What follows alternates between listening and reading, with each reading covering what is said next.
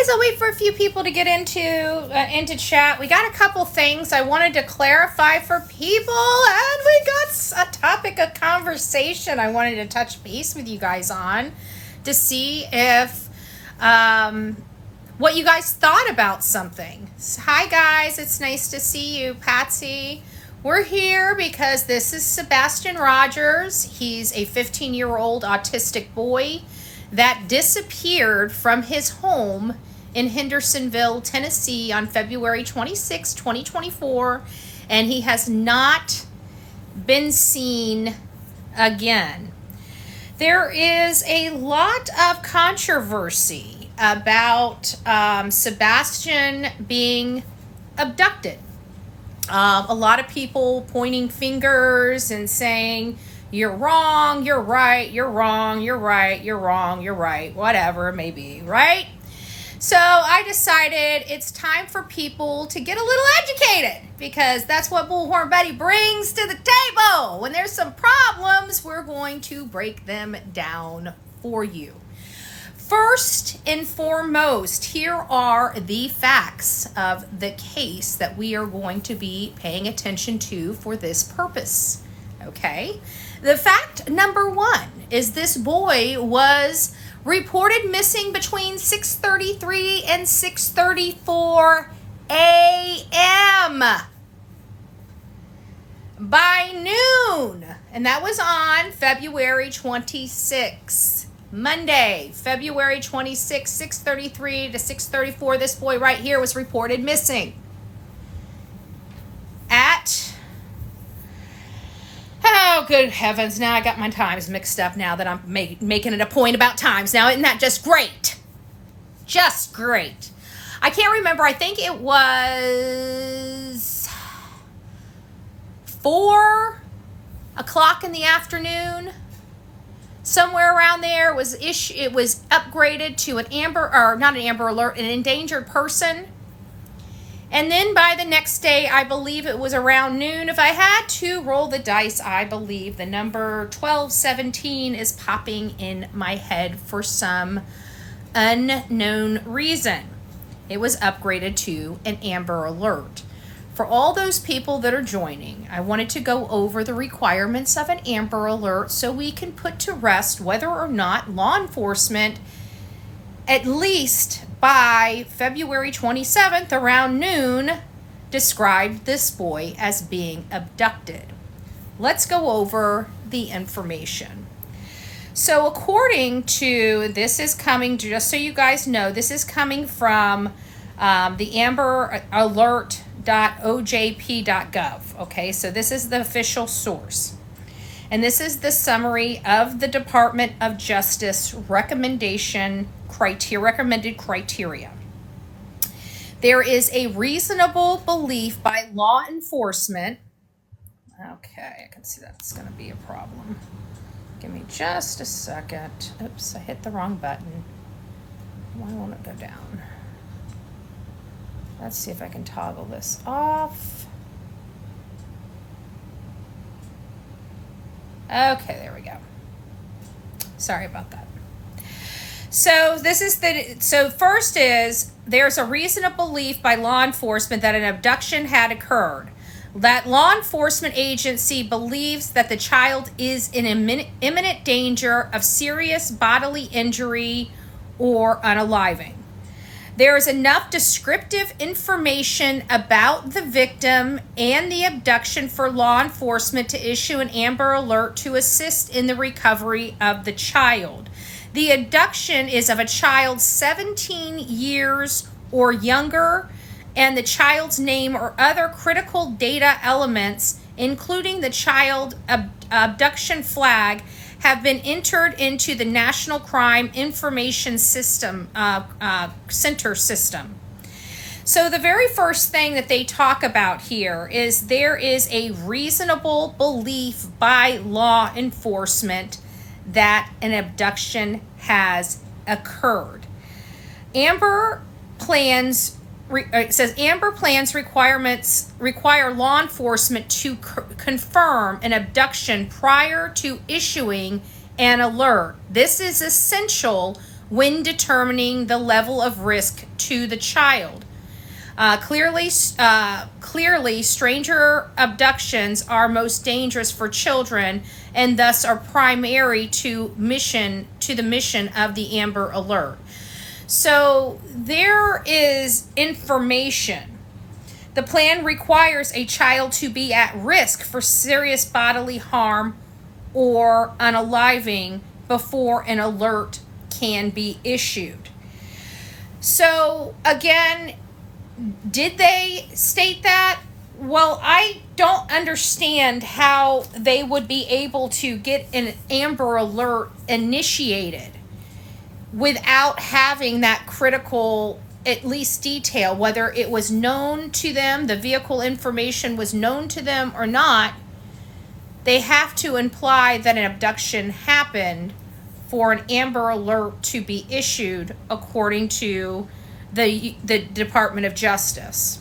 So I don't know what that means to you, but I thought that bringing the source in from directly the mouths of babes, so to speak, might be beneficial for everybody involved. All right, so this is where our conversation is about to go. But before we get here, I wanted to let you guys know, you see this purple one right here? I just dropped that around noon today. This is going over kind of my position on law enforcement's silence. This is on the main Bullhorn Betty channel here on TikTok. If you guys want to go over there, please watch that. I think it's like 1 minute and 30 seconds, but that would really help. But I also want you guys to get the information about my belief on this case when it comes to law enforcement. It's a little upsetting for me, okay, to say the least. So right here, this is one that I found on Justice for Sebastian Rogers, and this is from Renee, and I really kind of liked the way that this was put. Thank you, Miss Ozark. Thank you. God bless you. Is there one thing in this case that made you go, wait, what? What is that one nagging issue that has been bugging you forever? The 3-hour phone call? ? The dispatch, non-dispatch call? ? The eventful Sunday ? For me, KP states that they did a lot of fun things that Sebastian likes on Sunday. She also states that on that Sunday, his mood was good. Did I just see some? Thank you, Rhonda. God bless you. His mood was good and happy. In separate statements, KP states that Sebastian can get challenging when overstimulated. Sunday sounds very overstimulating to me, yet it didn't affect Sebastian at all. ? So I know there's been a lot of people, thank you, Rhonda. I know that there are bite marks. Somebody says bite marks. I don't know. You know, we talked about Alliance. We talked about the bite mark possibility. But you know what? Somebody did bring up a very, very valid point. I'm going to try to find one that kind of displays them where we can actually see them. I think this might be it. Let me get out of the way here. There we go. And one thing that somebody brought up earlier was there's no bruising. If he had bite marks deep enough to leave impressions, it would have busted blood vessels on his arms enough to produce round bruising or purpling. And even if it was healed a little bit, thank you. Even if it was healed a little bit, it would have, in my opinion, still had the yellowing effect. You know, we all have children or had to have, bump knees and stuff like that. It turns like really like deep purplish, bluish, and then over time you start seeing it turn like yellow and brown and stuff like that as it's healing. So he's not having any of that around those areas on his arms, but I did think of something else that could potentially explain it. Yes, in the healing process, right. But they would turn kind of that yellow color. You know, all of my bruises have that ugly yellowy brown color after the ugly purple color. It's kind of, ugh. It's like the, I don't want to call it, the poop face of the healing process. Oh, good gracious. Good gracious. You guys are getting me. I'm tired today. So, the overstimulation, but I like this. And some people, there were people that actually responded and said that the one thing for them was the colossal popcorn. Sebastian's missing date is the anniversary when he filed for divorce from Seth. No way. Taj, you'll have to send me the divorce papers. I have to see that with my own eyes.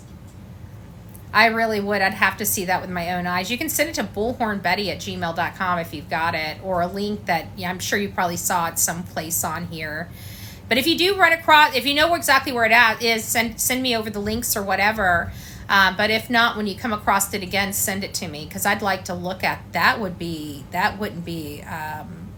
odd at all. That would be a little creepy, actually, but I'd like to see that.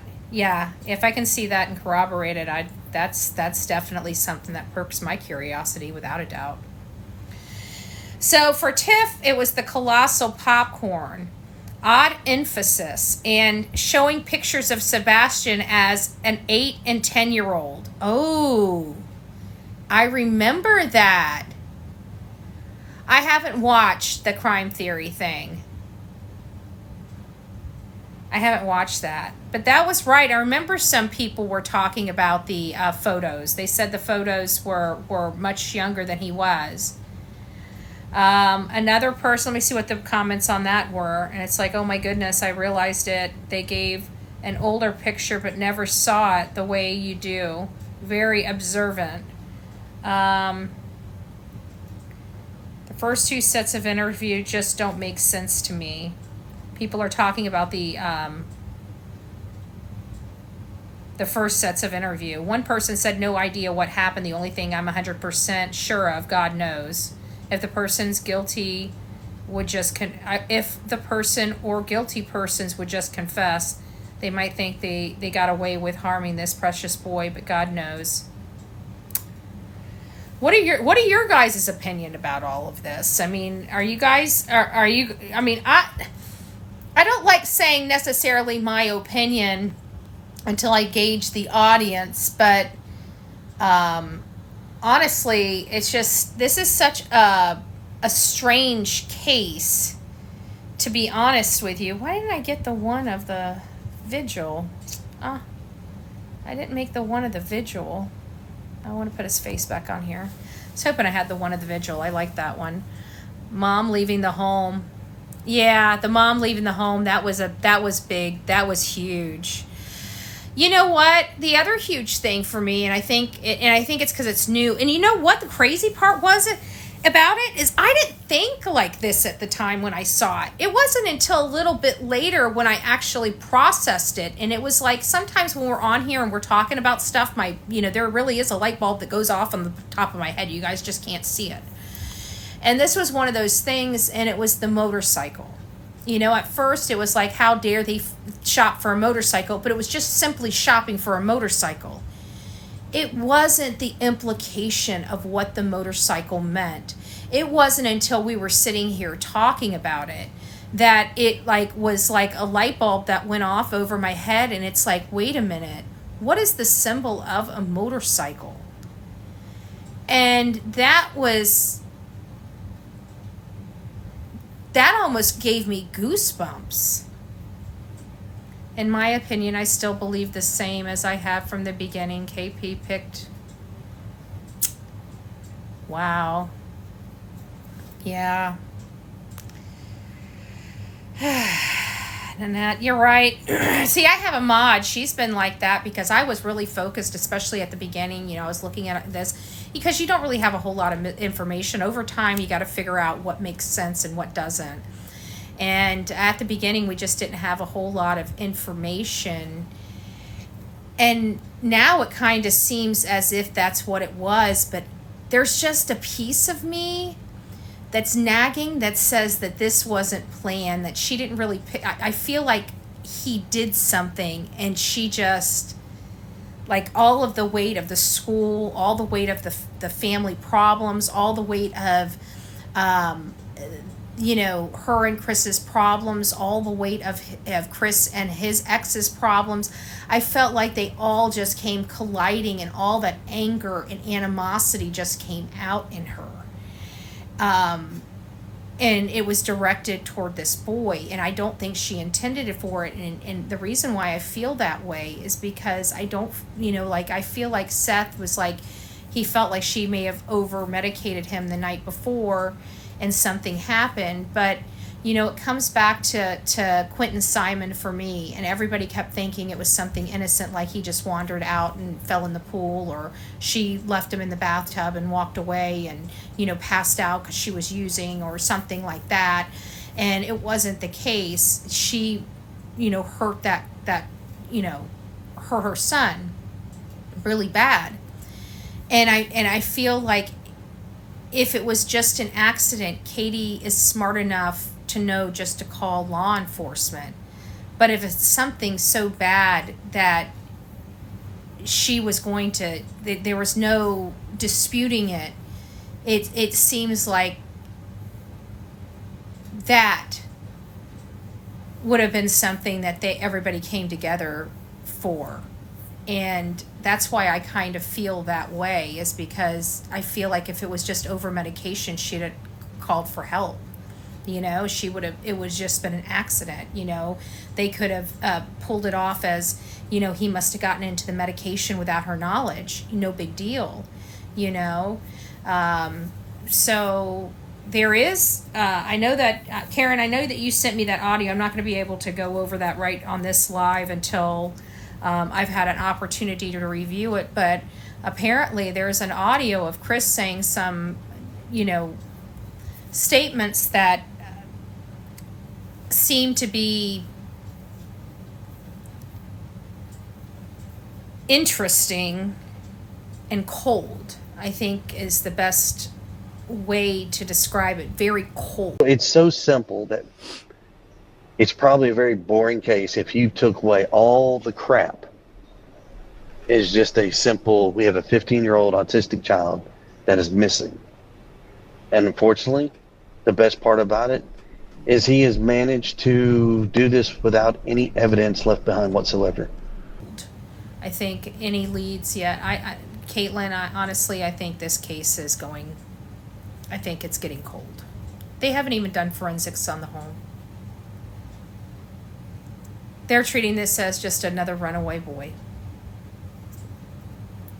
I kind of don't believe it, but I, you know, it doesn't surprise me. I mean, law enforcement, they're not talking to the public. They're, you know, hiding away. It doesn't feel like anything is getting any closer to finding this boy or what happened to him.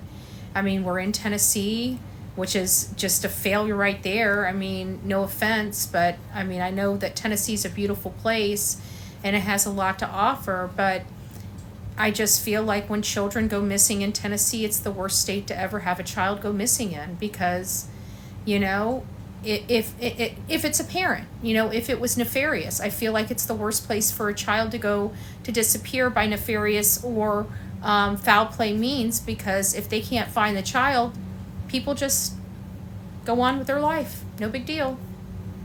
They all take it so seriously, but never feels like anything ever gets quite there. They just seem like they always seem to come up short, and it's the kids that have to pay the consequences of those shortcomings. And it's, I don't know, it's just bothersome for me. Said the best part is no evidence. Exactly, Taj. I mean, it's like, that's what I heard too, and that's what I'm about to listen to when I get off here. And yeah, it's a little heartbreaking, you know. I've never heard, and that's what I was telling me too, is I've never heard, you know, this is not the first time he's talked about it. On Web Sleuth, he said something about they don't have proof. And now he's talking about things like evidence. You know, there's no evidence. And those are never words I like hearing coming out of parents or step-parents' mouths when they're referring to themselves and or the missing child in relation to themselves. And so that is right there. If said that way, if the statement was made that way, it'd be problematic for me. Without a doubt. Absolutely problematic for me. So, we need Dr. Phil? No, we just need law enforcement to do their job. Get a freaking search warrant and search that damn house. You know? How do they not have probable cause? I don't understand how they don't have probable cause to go to a freaking court and get a court order for his freaking bedroom. If they don't have enough for the court order for the garage, the rest of the house, by God, they got enough for a freaking bedroom. Get the bedroom. Go in there and get the bedroom. If it shows signs of abuse, if it shows, you know, blood spatter or spatter on the walls, like, you know, what? Then move forward. But it's just, they need to do something. I don't think that they've been to the house to do any forensic testing. And I don't understand how in 90 days, but this boy has not been seen. You haven't even seen him on film. There's no proof he even walked out of that house. And Chris left the house for 17 hours. And we know damn well that Gannon Stout was in a suitcase in a freaking closet until she could load him up into a moving vehicle. And that was after several searches of their home, by the way. So, where did Chris go? And she was able to move all over the place with Gannon undetected. So this idea that it's not possible, I call this nuts. Thank you, Mean.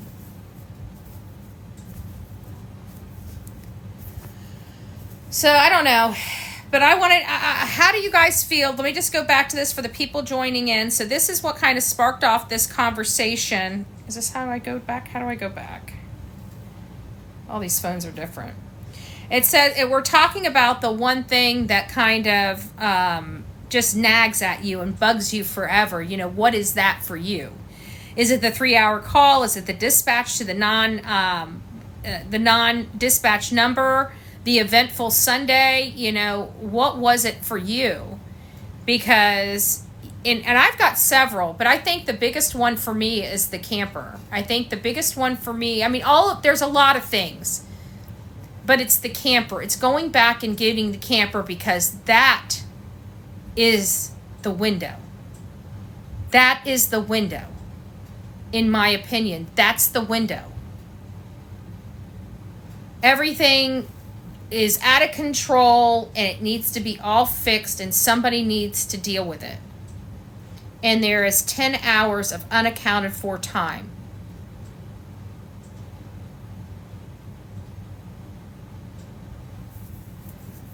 The green truck, though, my understanding is that was based upon a vision that I think they said Donna had. And the way Donna explained it to me a long time ago was, and that's if I'm correct about this, forgive me if I'm mistaken this, but it is my understanding that they get visions. And they've got to try to find where the location of their vision is because it's not necessarily very clear. So that's how the whole green truck came about. I think she had a vision of this green truck. And and I could be wrong. Again, it's been a little while since I talked to Donna personally, but I think it's a vision, and she can never really tell certain areas unless there's like a landmark. For example, their home, right? I think, and it may not even be that clear, because she may see the green truck and she may see the green truck in front of the house, which would only imply that the green truck had been to the house previously. You see what I'm saying? So it's unclear how it all, from the way she tried to explain it to me, and she tried to explain it as simplistic as possible, but it's still, it's something I don't understand, so it's hard to explain. It's never easy to explain something you just don't understand. Oh, thanks, Jen. God bless you. What 10 hours? Oh, LaBelle. No, yes, he left. So when Sebastian was reported missing on February 26, 2024, he was reported missing in the morning.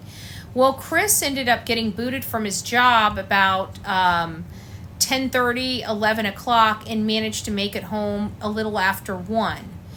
And at some point, he asked law enforcement when he could go back and pick up his camper.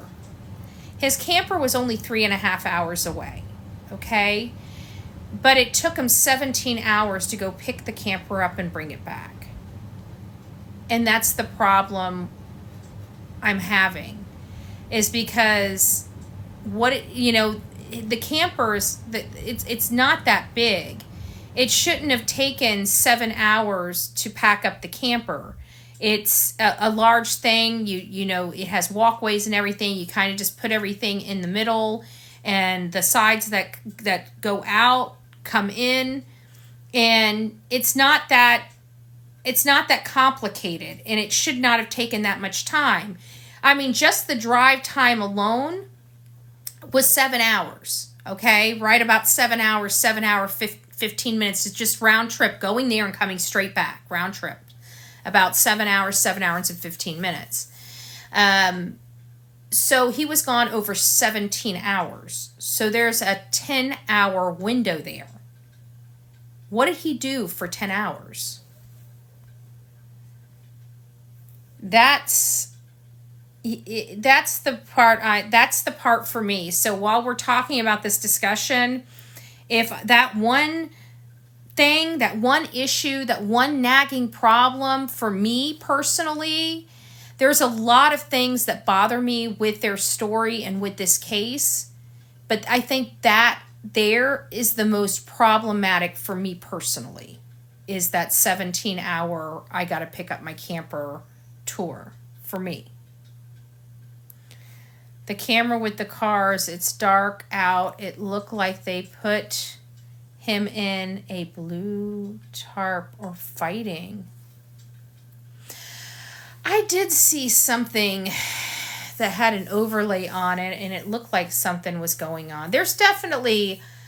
I truly do believe there was definitely something going on at that 3 o'clock time frame, but for whatever reason, now I could be wrong about this, because here's the kicker. We only saw one segment of that film. What happened earlier, because somehow and I don't know why I feel this way, but somehow I feel like that 3 o'clock was them returning, not going. For the longest time, I thought it was them leaving the house. But no matter how I calculated the time, there was no way that Chris Proudfoot could have participated in any portion of the event if they were leaving at 3 a.m., in my opinion, unless he had gotten there earlier that night and snuck in through that construction site undetected, like if he didn't have a flashlight and grabbed a flashlight while they were in the house to take care of some stuff. There is that possibility. But how would he have gotten there? Would he have been on his phone? Would he have used somebody else's phone? Would he have used a truck from the construction site? I don't know. We have a lot of unanswered questions, but that's if Chris was involved. He has an uncle that's by. His mom was, 20-something minutes away from Katie. They have family and friends around there. So did he even come back to assist at all until he had to come back from work at 1 o'clock? Did he pick Sebastian up or take him out when he left to go get his camper? Why was his camper so important to go get? If we were to apply Letitia Stout, it's a good possibility that that's when Sebastian was removed from the property. In reality, it's possible.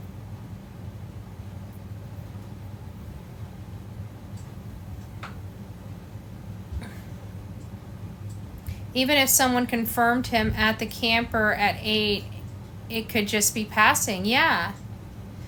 And he does own a motorcycle, but we don't know where the motorcycle was, if it was at the house or if it was with him. Nobody's been able to give us an answer to that.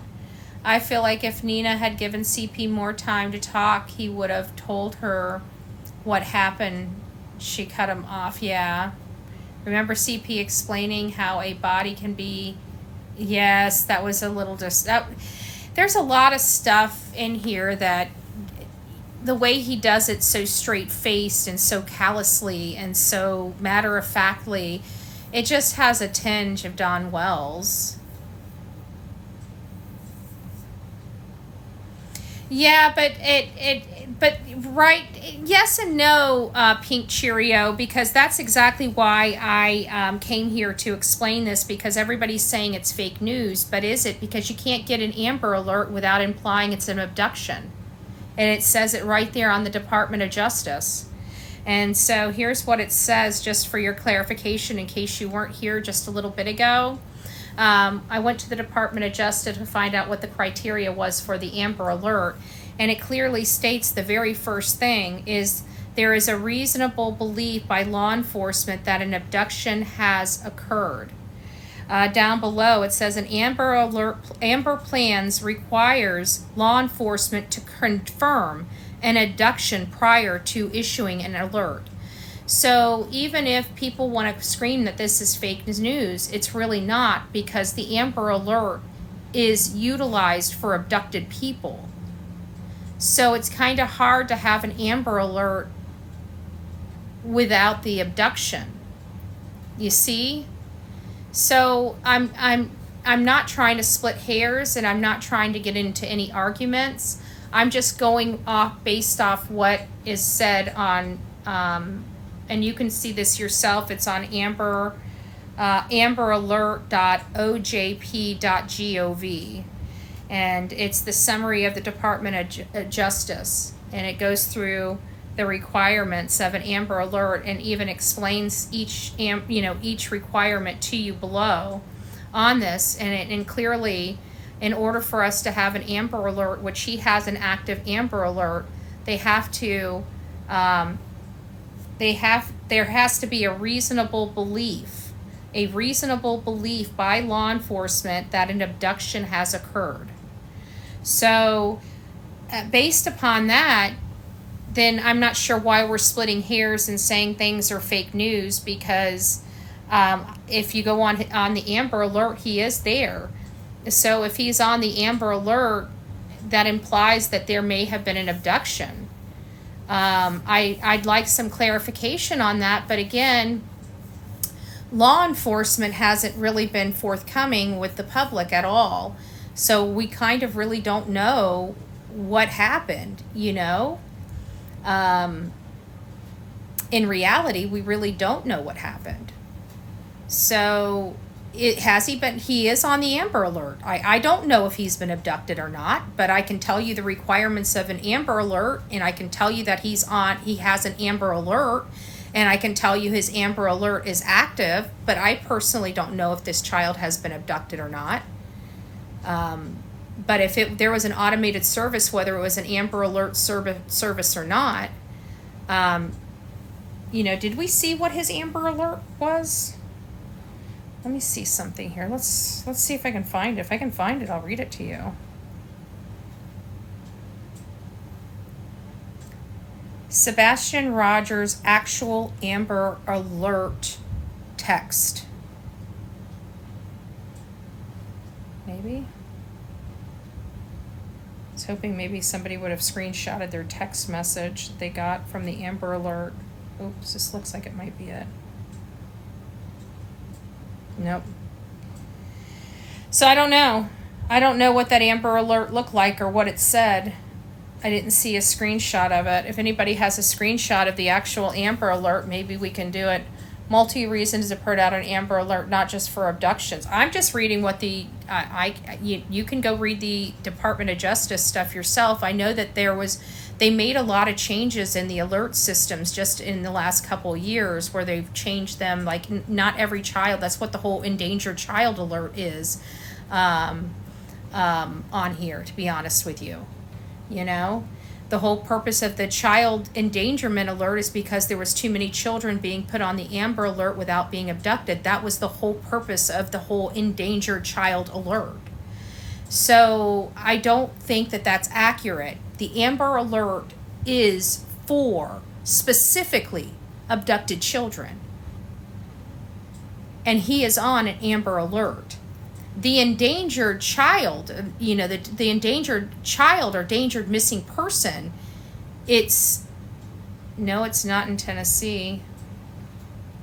Okay, let's see what the Amber Alert requirements are in Tennessee, if they have a specific requirement for Tennessee. Amber Alert requirements for Tennessee. Here's a summary from tn.gov. In order to issue an Amber Alert, the following criteria must be met. The person is 17 years of age or younger, and the child is in imminent danger of bodily injury or death, and more. Oh, and more. No, okay, so this is what it says. Sorry, it didn't read it all out loud. Hold on, this is what it says. A person 17 years of age or younger, of the child, and the child's in imminent danger of bodily injury or death, and there is a description of the child, the abductor, or the vehicle. So now I don't know what that means, but it sounds like they still have to be. Right here it says Tennessee, the child is believed to be out of the zone of safety for his or her age of development, and I gotta turn that off. Development, his or her developmental stage. The child has, I'm not sure what this is, but it says that it has to have three things at least up front. The child's 17 years old, imminent danger, and description of the vehicle or the abductor and child. So I could be wrong, but I don't know what I'm in Florida, so I don't know what it is in Tennessee. I can only look at Google and read what it says. So if you guys know something different, I would probably venture to say that the people in Tennessee probably know their system better than I from Florida. So that's what I say on his AA poster. Gotcha. Tiffany says, but if you look at the Amber Alert that Tony put out, it did not give a description. No, it said unknown vehicle, because it can be unknown vehicle.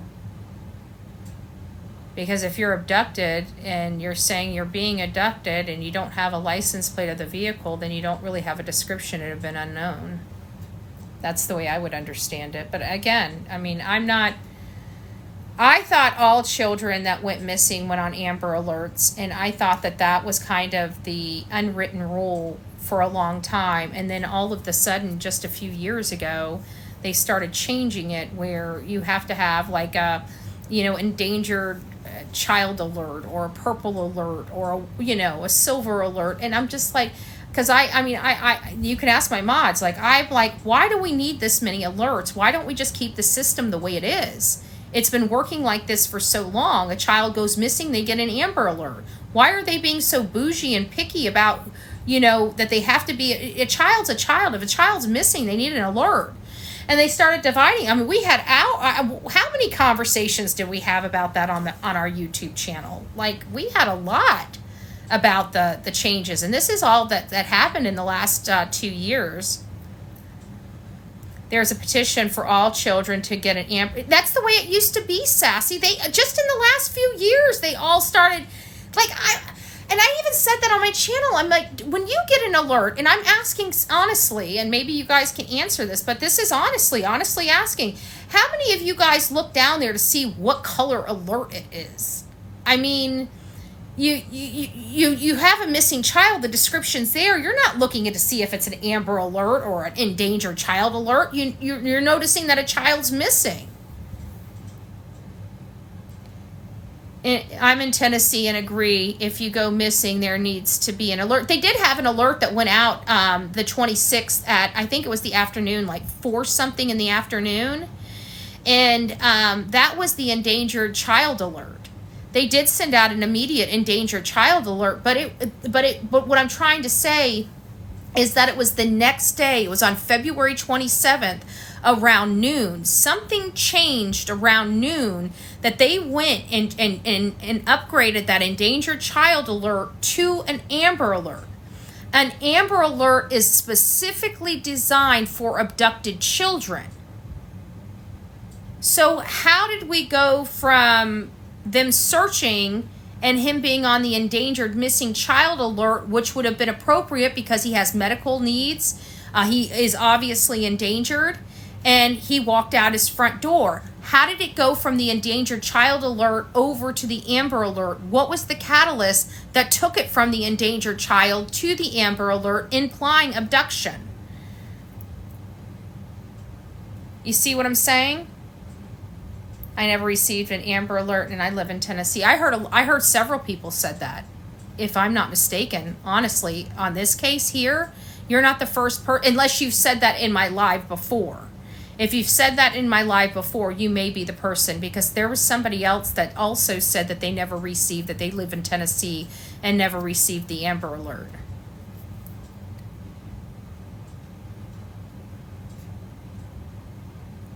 So, yes, the Amber Alert changed. I feel someone knows something. Yeah. I'm curious why they went and searched the landfill. They had to have a warrant, judge judge probably. Yeah, the judge, that's what I heard. I heard that they had a warrant to go out there. That implies that they had probable cause to get that warrant signed by a judge. So several people living in Tennessee never got the alert. Interesting. It is a crazy situation. It is. Yep. So last chance. I'm going to be closing out here in just a second. So you guys got probably about another 2 minutes to throw in your thoughts. And for the people coming in, the topic of conversation for tonight was, what was that one nagging, bothersome thing about this story that just is bothering you? Like, for me, it's the camper, and it's the 17-hour trip to go get it and bring it back home after Sebastian went missing. That, out of everything in this case so far, there's a lot of things that bother me. The 3-hour conversation, her driving around after he went missing, the weird thing about law enforcement coming to the house before she came back, and a neighbor implying she was only gone for only 10 minutes when she went to go look for Sebastian that morning. So a few things aren't lining up right. There was a time when she said that he's never ran away before, but we have a neighbor down the way literally on body cam footage talking about Sebastian hiding under his car once before. So there are some things that aren't, that do not sit right with me, that are factual information about this case. The one tidbit of factual information about this case that just is, it it's got bells, it's got whistles, it's got the stars and the birdies and the light bulbs and the red flags and just a whole hoot and holler and just a big old circus party going on behind my head. Is when it goes down to that camper and him leaving and having to go pick that up when there's no good sense to go pick up that camper. And then him being gone 17 hours in the middle of a huge investigation into a missing person, his stepson. He leaves for 17 hours in the middle of it. To me, that doesn't make sense. So what is it for you? 2 minutes, 2 more minutes. Getting up. Also, getting him up at 6 when the bus comes at 6:15. Would he be riding a bus for a quarter mile down the road, though? Because we didn't get picked up by buses unless we were 2 miles out, I think is what it was. Maybe it was a mile. If we were more than a mile from our school, we could get a bus. But if we were less than a mile, we didn't get a bus. But I wasn't disabled either. So I don't know if that might have something to do with it. But did he get a bus? Being that close? Quarter of a mile down the road? I don't know. Ellie, but not have good understanding of how things usually play out. All I can say is if it's my child, I would not leave him. I would be out. Yeah, exactly, Nikki. I know. Her leaving the house is a big one for me too, but not as big as this 10-hour window. This 10-hour window, you can do a lot of damage control in 10 hours. A lot of damage control in 10 hours. And if I took, cleanup time, because, I do believe he would have some time that he had to pack up that camper, I would have to believe that maybe 2 hours, 3 hours tops. So you're talking about 10 hours. He was gone 17 hours. And he'd probably sleep for a few hours before, but he could probably, being in the Navy, he probably has conditioned his body to stay up 17 hours straight, no problem. Possible. So, for me, it's calling the sheriff's office and not 911. They knew the call would not be recorded. Are we sure the call was not recorded? I thought law enforcement came out to the podium and said all of our calls that come in to the sheriff, despite how they come in, are recorded. I thought he said that at some point. I could be wrong, but I think the sheriff addressed that. Did he? Because it's not like he had that many press conferences. I mean, we've only seen him on TV, I think, 3 times in this entire 3 months. I mean, we have not seen Eric Craddock at all, really. But I almost feel like I heard it coming from him directly. But I could be wrong. I need to go back and look at some more stuff. It's like every time I go back, like I get all this stuff and then I go back and start over again. And then I start forgetting some of the stuff we learned back here. So it's like I'm constantly trying to remember, and I keep going back and keep going back and keep going back. So I don't know. The technology these days is pristine. So how in the world is he not found? So frustrating. It is. That it is.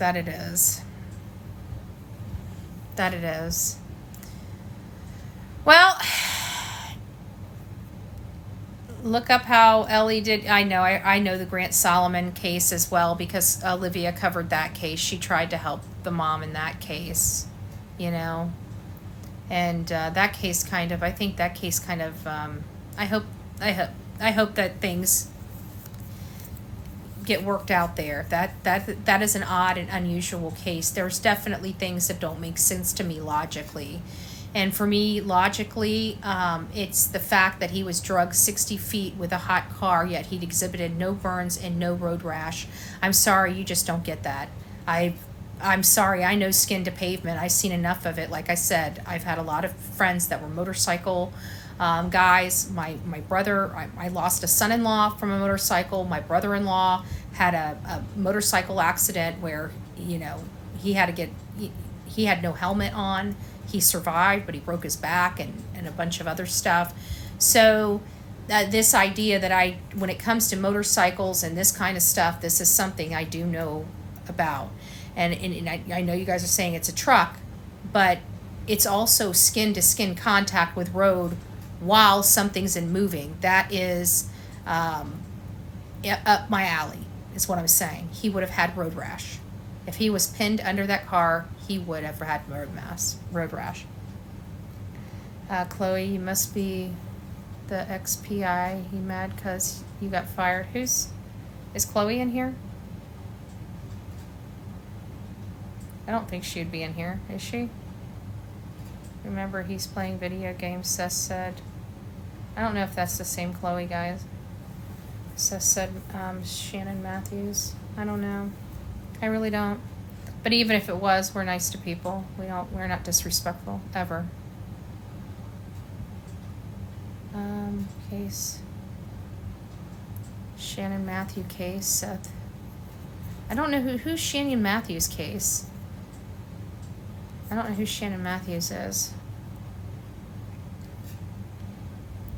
You should follow the followers back. It's disrespectful. I'm not disrespectful to you. You are to CP and KP.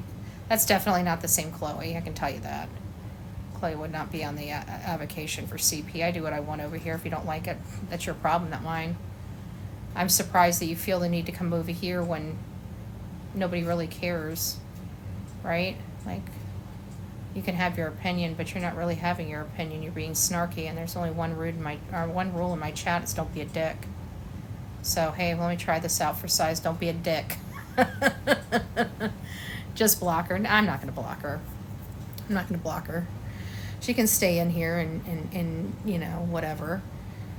Sorry, but we didn't make the decisions for Chris and Katie. They made those all by themselves. They have to deal with the repercussions of their poor behavior, just like you have to deal with the repercussions of your poor behavior, just like I had to deal with the repercussions of my poor behavior. You know? So they've created a whole vacuum that they're having to live in right now. And you know why they did that? They did that because they failed to give a shit about their kid. They failed to go out there and look for their child. They chose to go into hiding, which shows guilty conscience and mind. They chose to do that. I didn't do that. You can be mad at me all day long because I'm pointing out the obvious. But at the end of the day, they did this to themselves. And every opportunity that the world gives them an opportunity to change, they choose not to and choose to shit on this boy. And then when that's not enough, they choose to go shopping for a motorcycle symbolizing their freedom. So, you know, at the end of the day, you can have your opinion all day long, but I'm allowed to have mine through my work that I've done. Right?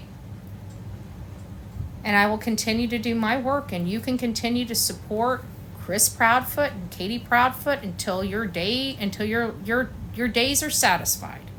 But I can tell you, when all this is said and done, you're going to be wrong, and I don't want to hear you crying or being mean to other people because you were wrong. It's like slapping you right in the face. And when people can't even see the obvious, slapping them right in the face, it makes you wonder, how do they process their information? I don't know how you process your information. I don't want to be disrespectful, but I don't know how you process your information. So, at the end of the day, it is what it is. But thanks for coming by and expressing your opinion about your position. And, you know, have a great evening. God bless you for that. But I'm sorry, I think you're on the wrong side of things. And we are Sebastian's army. And he was injured in that house. Before this disappearance, he was injured in that house. And he was injured in that house more than once. So I hope everybody goes over. We have a Facebook page, Justice for Sebastian Rogers. There's literally several different pages. My only suggestion would be to stay away from the mysterious disappearance of Sebastian Rogers. where they were working for Seth, and because he fired them to move on and move into a different direction, they decided to turn on him, and they have not stopped attacking Seth, an innocent man, since he let them go. It's quite sickening. And when I said something, I got booted and blocked. So they won't even listen to reason. So we are the true Team Sebastian. We really want to surround this family, Seth, his choices, and his team with all the love and support that we can. We want to help and support finding Sebastian in the most positive way possible. I don't want Sebastian's name or face sullied because of a few butthurt people. And I pray to God that people support this, because this boy doesn't deserve to be sullied over some petty stuff. And I hope we get focused and we get it back on him and talk about interesting topics like, you know, what in their story bothered us, right? I mean, I enjoyed this topic. I don't know about you guys. I mean, apparently some of you must have. You guys stuck around with me for a while. I'm just saying, I enjoyed this a lot better. Bye, guys. Take care. God bless.